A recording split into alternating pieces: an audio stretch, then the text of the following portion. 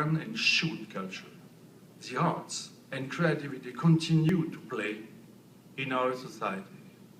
How can we best expose and then leverage its power to energize, mobilize, and revitalize our communities? How can we instill a culture of collaboration among the sectors in our midst to see culture ensure vibrant communities? As you can probably imagine, I would argue that the arts and culture are part of the very meaning of democracy, for which it stands, surely. That when truly and adequately supported, the arts enable us to flourish as individuals, but also as communities and as society. That is why the arts and culture must be protected from complete indifference or from indifference close ally, the almost pathological expansion of faith in economics as the highest arbiter of value and merit. That is where that is why I believe my testimony is so significant, for it demonstrates the extent to which the arts and culture can be an antidote of the ills of the civilization, which are characteristic of this time we live in. Let us think about the shooting that rocked the Greater Toronto area over the summer, and of course, more recently too. Let us think about of the spike in the incarceration of minority youth, as reported by the Federal Corrections Officer. Let us think of the scourge of suicide affecting our fellow citizens in the North and in the LGBT communities. The philosopher that I am, and maybe I became step by step, you know, I was a teacher very young, but maybe I'm old, and maybe I became a philosopher through cinema, I hope, or through life.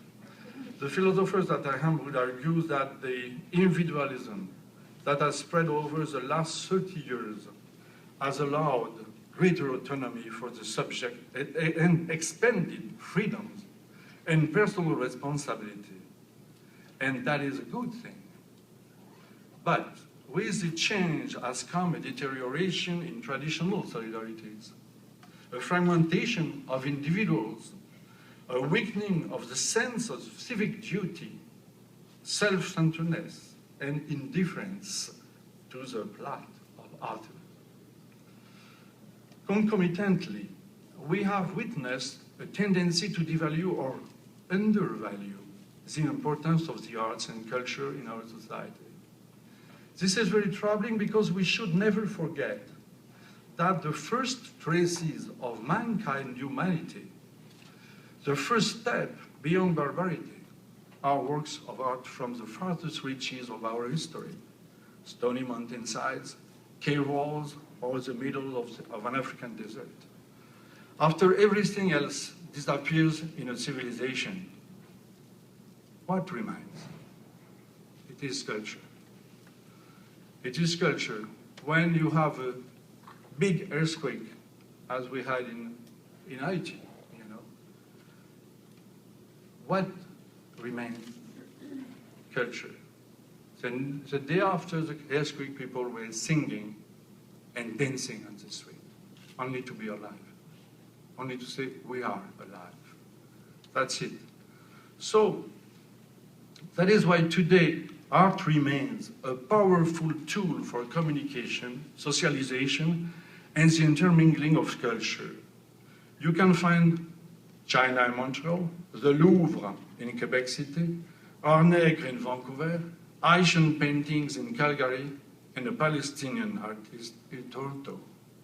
This wonderful cross-pollination of ideas, aesthetic perspectives, and artistic practices offers a remedy for stifling nationalism. And it is in fact the most beautiful way of bridging our solitude in our increasingly diversified society.